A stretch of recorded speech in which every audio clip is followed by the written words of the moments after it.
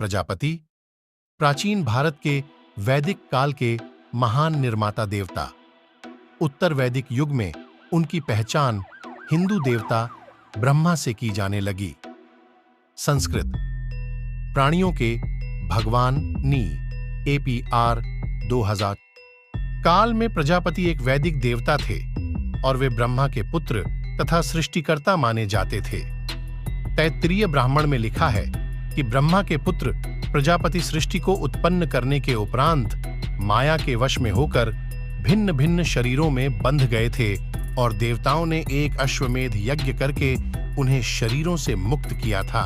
उक्त घटना के बाद प्रजापति दक्ष ने अपनी राजधानी कणखल में एक विराट यज्ञ का आयोजन किया, जिसमें उन्होंने अपने जामाता शिव और पुत्री सती को यज्ञ में वीरभद्र हिंदू पौराणिक कथाओं के एक पात्र हैं और कथाओं के अनुसार यह शिव के एक बहादुर गण थे और प्रथम अवतार थे जिन्होंने शिव के आदेश पर दक्ष प्रजापति का सर धड़ से अलग कर दिया। देव संहिता और स्कंद पुराण के अनुसार शिव ने अपनी जटा से, सती ने जब दक्ष के यज्ञ में कूदकर अपनी देह त्याग दी, तब भगवान शिव ने अपने सिर से एक जटा उखाड़ी और उसे क्रोध में आकर पर्वत के ऊपर पटक दिया। उस जटा से महाभयंकर वीरभद्र प्रकट हुए।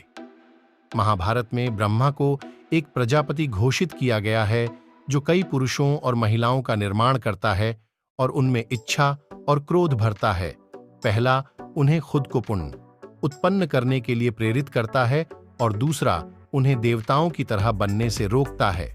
महाकाव्यों और पुराणों के अन्य अगों को संबोधित करते हुए ईश्वर सिंह ने कहा कि गुरु दक्ष प्रजापति किसी जाति विशेष के न होकर समस्त समाज के गुरु थे। पुराणों के अनुसार दक्ष प्रजापति परमपिता ब्रह्मा के पुत्र। दक्ष को जीवन दान काफी समय बाद देवों की स्तुति के कारण बाबा भोलेनाथ का क्रोध शांत हुआ। तब उनके पास ब्रह्मा जी पधारे।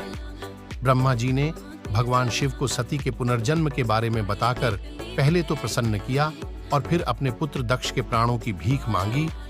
तब भोलेनाथ ने दक्ष के सर की बात है, माता सती और भोलेनाथ कैलाश पर विराजमान थे। तभी कहीं से उन्हें यह सूचना मिली कि राजा दक्ष ने अपने महल में एक विशाल यज्ञ का आयोजन किया है, जिसमें सभी देव, देवता, यक्ष, गंधर्व आदि को निमंत्रित किया गया है।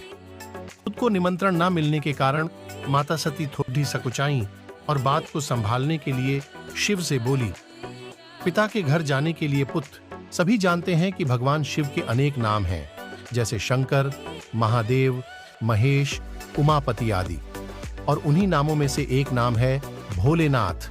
भोले इसलिए क्योंकि बाबा बहुत सरल हैं और सुलभता से ही अपने भक्तों से प्रसन्न हो उन्हें मनचाहे वर की प्राप्ति करा देते हैं।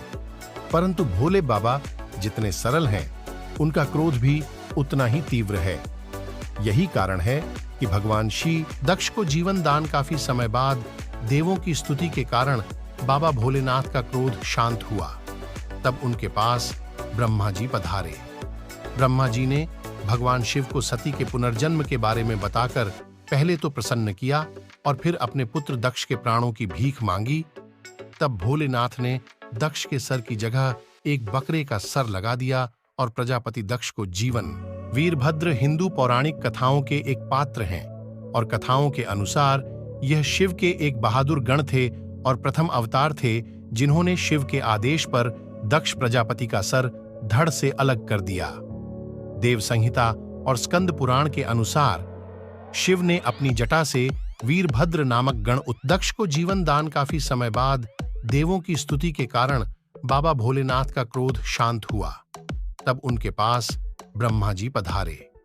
ब्रह्मा जी ने भगवान शिव को सती के पुनर्जन्म के बारे में बताकर पहले तो प्रसन्न किया और फिर अपने पुत्र दक्ष के प्राणों की भीख मांगी। तब भोलेनाथ ने दक्ष के सर की जगह एक बकरे का सर लगा दिया और प्रजापति दक्ष को जीवन।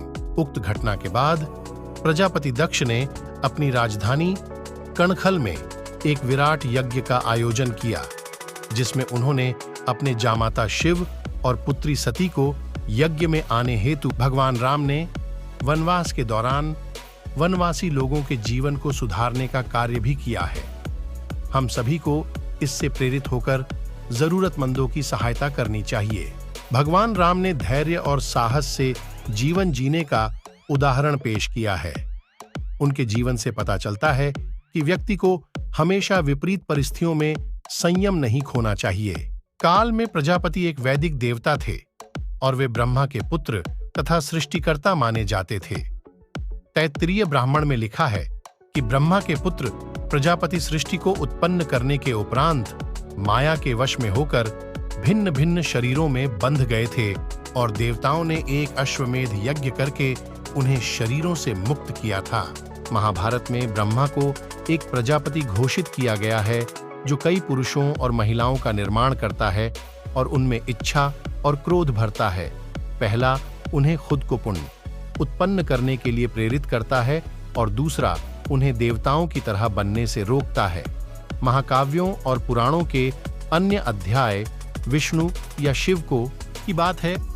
माता सती और भोलेनाथ कैलाश पर विराजमान थे।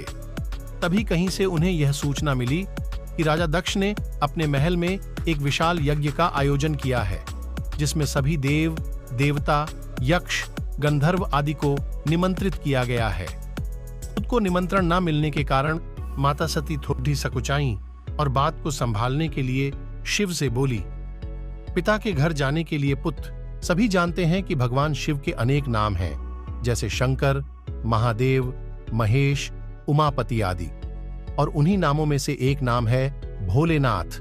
भोले इसलिए क्योंकि बाबा बहुत सरल हैं और सुलभता से ही अपने भक्तों से प्रसन्न हो उन्हें मनचाहे वर की प्राप्ति करा देते हैं। परंतु भोले बाबा जितने सरल हैं, उनका क्रोध भी उतना ही तीव्र है। यही कारण है कि भगवान श्री वाल्मीकि द्वारा रचित रामायण में प्रभु श्री राम के सभी संघर्षों का उल्लेख है।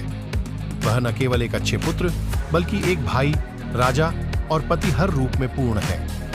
हिंदू धर्म में प्रभु श्री राम की पूजा आदर्श मानव जीवन के प्रतीक के रूप में की जाती है।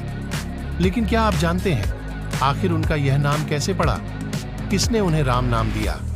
अगर नहीं तो आराम रामायण की कहानियां सुनाई जाती हैं। इस कहानी को सुनाने के पीछे का कारण उसमें मौजूद भगवान राम है। प्रभु श्री राम के गुणों की जितनी व्याख्या की जाए कम है। उन्होंने मर्यादाओं को हमेशा उच्च स्थान दिया है, इसलिए भगवान राम को मर्यादा पुरुषोत्तम राम के नाम से भी जाना जाता है। माना जाता है कि वह बचपन से ही शांत स्वभाव के थे। वहीं भगवान राम ने वनवास के दौरान वनवासी लोगों के जीवन को सुधारने का कार्य भी किया है। हम सभी को इससे प्रेरित होकर जरूरतमंदों की सहायता करनी चाहिए। रामायण की कहानियां सुनाई जाती हैं। इस कहानी को सुनाने के पीछे का कारण उसमें मौजूद भगवान राम है। प्रभु श्री राम के गुणों की जितनी व्याख्या की जाए कम है।